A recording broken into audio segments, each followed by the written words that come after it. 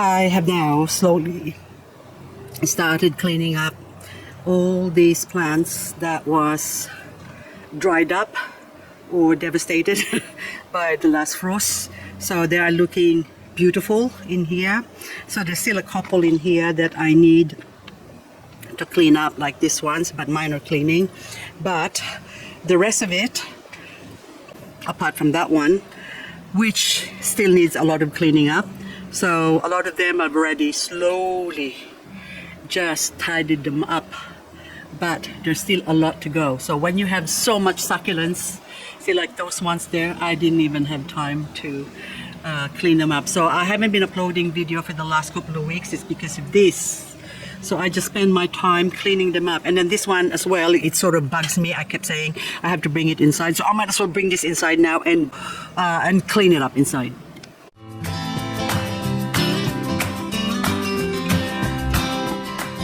I could clean them up outside, but I really like cleaning them up inside because you know why?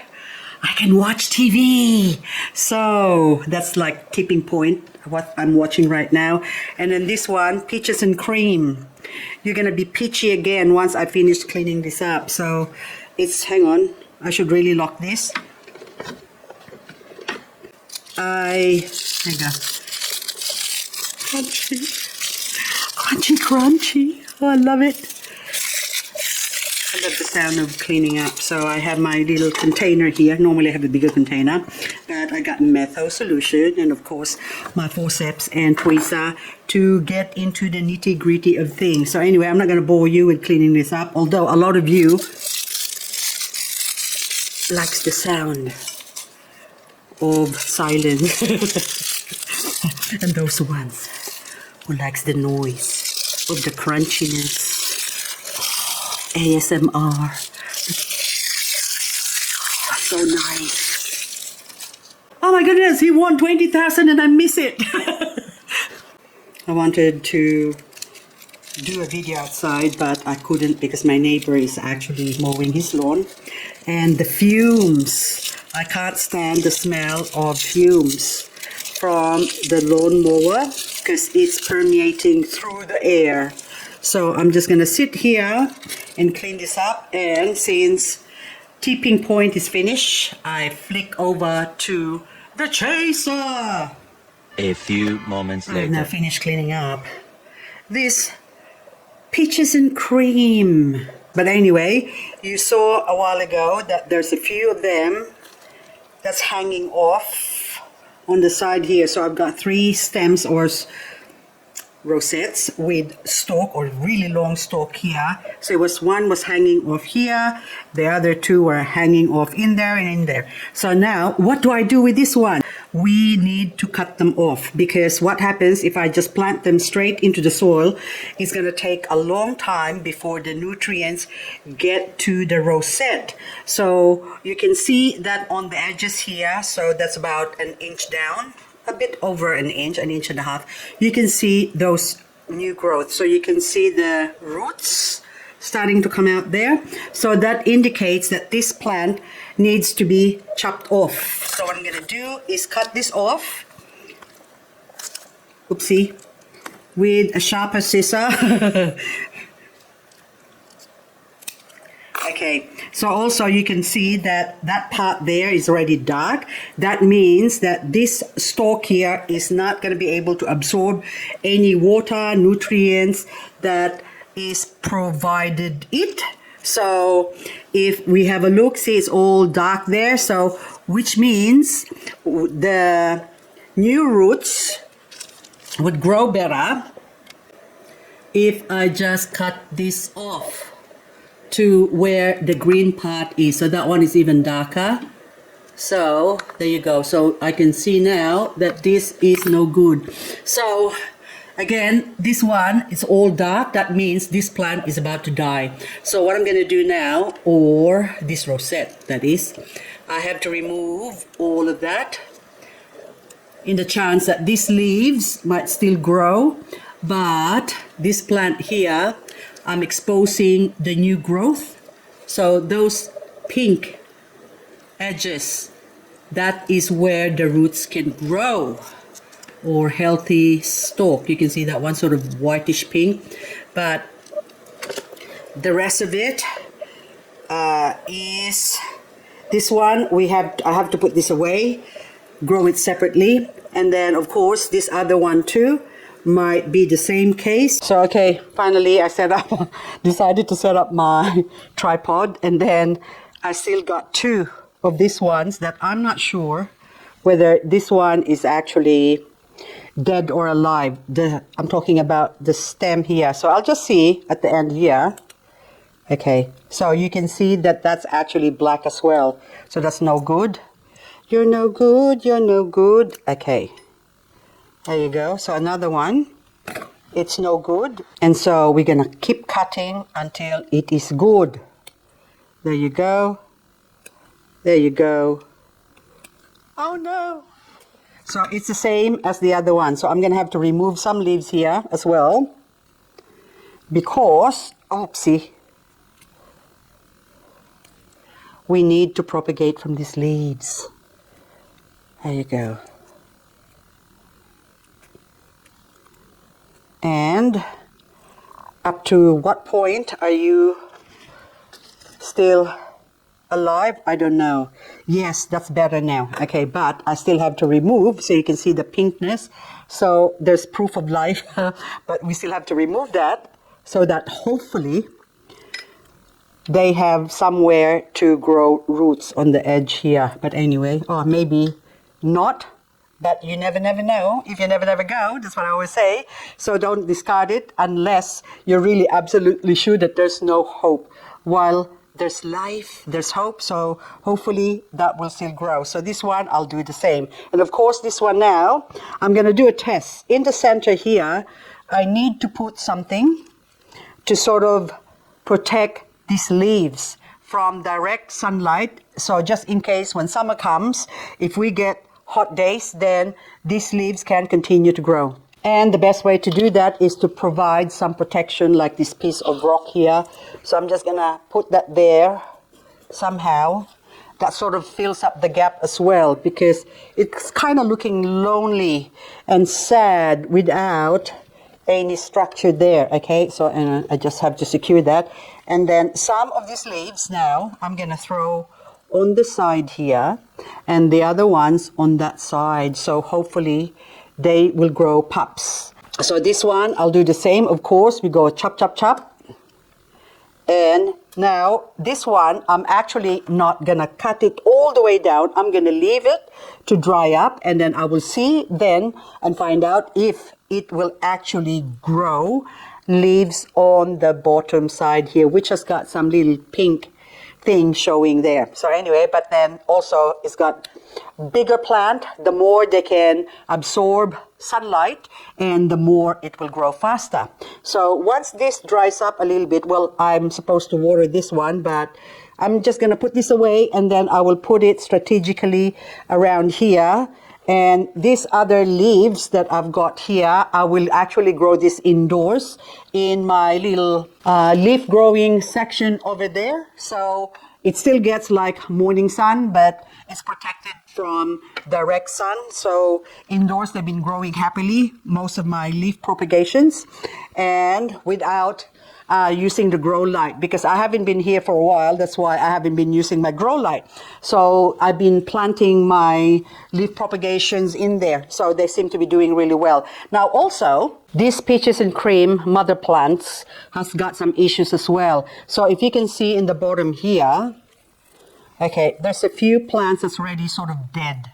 Okay, these ones have still got little heads like that, which is sort of a promise of life.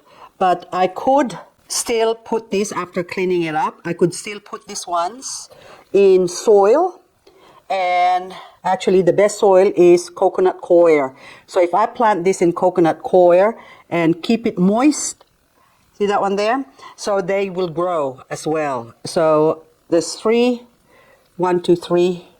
My lucky number. There you go. So this one I'm going to be planting in coconut coir, and along with, see this one here, this is a little bit on the I'm not so sure side, but what I'm going to do with this one is leave it here, because there's 1, 2, 3 plants. So hang on.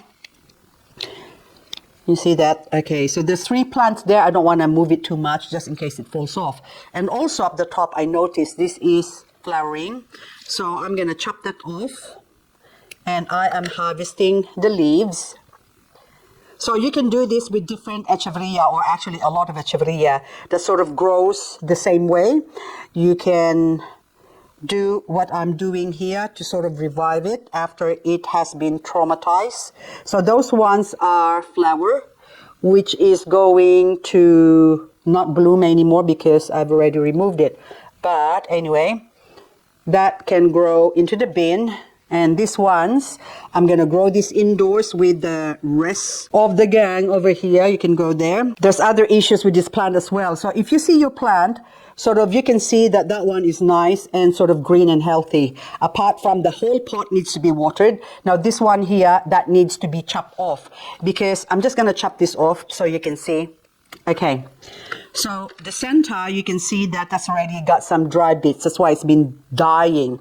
And also from the bottom there, if you can, I don't know if you can see that, but there's roots sticking out. That's indication that the plant is screaming to be removed from the mother stalk. And also this one here, this one might still be okay, but I suspect, even though it's growing roots on the sides, I don't know if you could actually, hang on, I just focus on that one so you can see some roots there showing, but this one will do better if I just cut that off. And as suspected, see, it's all dark, so which means it's in the same situation as the other ones that I dismantled earlier. So it's the same, they have the same experience, okay? So you two can go support each other, and this one too. I'll let this dry up, and then after drying it up, then I can put this in soil, and that would encourage it to grow roots really, really quickly. And these 2 stems here as well, this whole plant is dying based on the situation of, I just put this because it's a little bit dark here. So if you can see the bottom, there is a baby here. So that little baby there is dying. So I could just remove that and plant that in coconut coir as well, like with those other 3. And also those ones here, I could still do that, but then it's just hard work. So I'm just going to remove this and that little dead stalk here. But this one here is the same case. I might as well take this off and grow it. You can see the roots on the stem. That's already dried up. So you can see that. So that's saying that I am not getting enough nutrients, water and whatever. So I might as well be taken off. Please remove me. That's what he's saying. And also inside there, I can see a little bit of mealybug. So I'm going to spray it with my methyl solution. There you go. And then let that dry up and join the rest there. And this one here as well, I am going to chop it off. Better with a sharp knife, but you can see as well that that is also about to die. Okay. And clean this off, and hopefully this one will still grow. So if you can see, that's dry. That's almost dead. But anyway, I don't like throwing things away, just in case. I always like giving my plants a chance to still provide me with babies just in case. Okay, so that one might die, but it might also grow. So hang on. Okay, normally, see, that one is all dead. You can see we throw it away, but then this one might still grow alongside with those little teeny weeny. This is what I'm referring to. So anyway, so this plant now is ready to be watered. So I think I will remove those leaves once again, and then I'll soak this whole plant.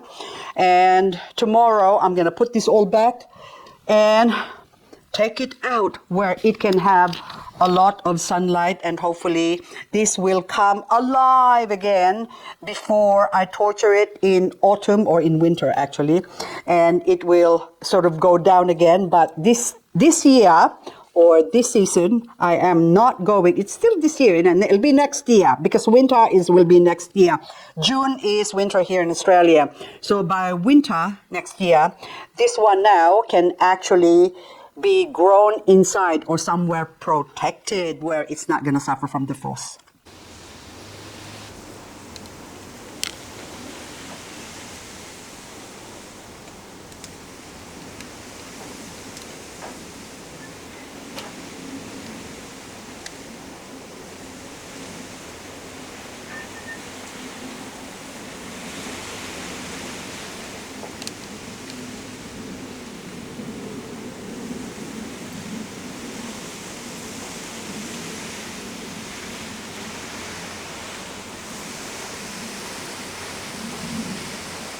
It is now a couple of days later and I am now ready to plant my Atlantis. And speaking of Atlantis, or this is Peaches and Cream, of course, also known as Atlantis. And I've got another Atlantis hybrid here. This is Lawi Cross Atlantis to basically grow from leaves. But I also cut my little crested Halloween, another one that I chopped off last night. So I thought I'll go and plant them as well. So I have my pots here with soil that I prepared earlier, but the soil are really dry. So what I like to do is water them with my soil wetter. That's why it looks brown, just to get them wet first up, because they go through the soil much better or quicker. So now I'm going to put some granite dressing on top, basically to stop the soil from splattering all over the place when they're watered. That's good enough. Now the first one is this Halloween. I'm going to stick that in there. Hang on, let me see the pretty pot first. Okay, I want to see you this way. So chuck it in there. So Ionium is best planted into the soil and give them lots of water so they will grow fast. And then my Hera, I've got this Hera that I chopped off a couple of days ago. I need this one to go into one of these pots. And also the Atlantis, the big one, I'm gonna put in here. And might as well put, am I gonna put a small one as well so it doesn't get lonely, so two of them can go in there. The rest of this, Peaches and Pride, or Peaches and Pride, Peaches and Cream, and we put that one there. That one might not grow, but we'll see. And the teeny weeny little ones are going to go on the side here. There you go. And at this stage, since I already got my soil wet, I'll put a couple of leaves as well on the side to see if it grows. Okie dokes. And label, do not forget the label. And also this one I have to bring this indoors to grow them indoors. So this one now with the ones with leaves, I can actually water them, it's not a problem. And so as this Halloween. So even though you just planted it, Ionium prefers to be watered while in the soil. I actually done a test wherein I grew some Ionium in water and also some in the soil, and the one that's planted in the soil grew much quicker. I forgot the Hera. There's a Hera. Okay, she's singing again. Anyway, this one goes in here. I got a little bit of a cold right now because the last few days I was walking in the rain and working in the rain actually. So I think I got a bit of a cold and cough, but hang on, I'll get some granite in here. There you go. I am running out of granite, see? So there you go. And that's it. So anyway, I'm gonna put them away now and just wait for them to root up. So now I'm going to put them outside in my 50% UV shade cloth area where it can start to grow. And also this spot is where I normally never forget to water. So that's where they're going to sit. And also the other ones in the pot are also in here. So I can keep an eye on them and water them while they are growing roots. Now I have this area here where I will be placing a lot of my crested succulents, even the ones that are sort of sensitive to the frost a little bit. So like this Luella, this one as well. I think Nova is actually frost hardy, but the crested part, I find that they seem to be susceptible to the frost. And so this one agate, I need to repot this, so I really need to take this out of here. But this is such a beautiful plant as well. Oh yes, speaking of beautiful plants, before I forget, okay, so the 2 Halloween can go there, but this one I need to put it away, and I have to do that one. See, the bird a while ago was feeding on the nectar of this red velvet, but I just want to show you this red velvet that I've been meaning to repot many moons ago, and I haven't repotted yet. So you can see, look how this little ants, but look how beautiful the color is. Isn't it gorgeous? Look at that. Isn't it beautiful? Absolutely suited the name red velvet, because it's like a red velvet. I could almost eat it.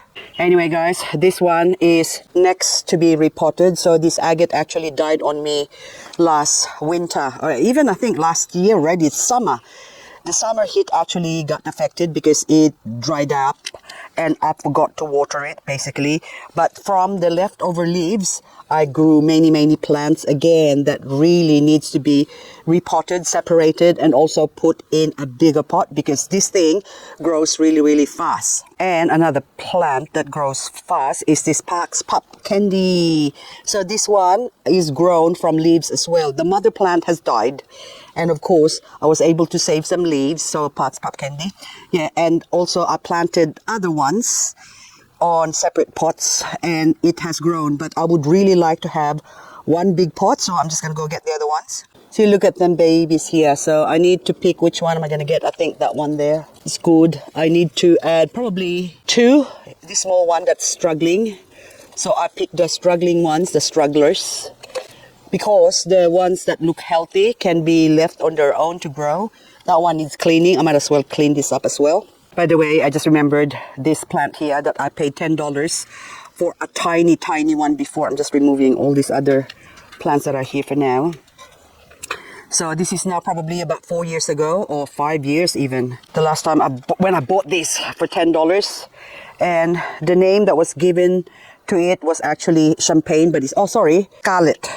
That's it, that was given the name Scarlet. So from one of the growers, and I believe this plant is, look, they look exactly the same, isn't it?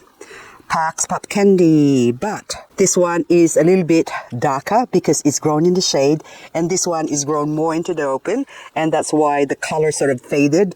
And you can see that there's still a lot of cleaning that needs to be done, and this is the ideal pot for it. So nice and big, so I'm going to put a lot of this into this pot so I can have a bowl of Park's Pup Candy.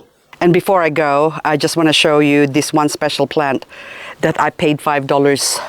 So I remember there was a time when cubic frost caused an arm and a leg, and so this cubic frost I bought as a reverse variegation. So I'm gonna have a look, because normally I write what? Okay, there you go. Cubic frost, the 16th of 11. John Glass, there you go. I got it from John Glass on Facebook. 16th of 11, 2024, reverted leaves.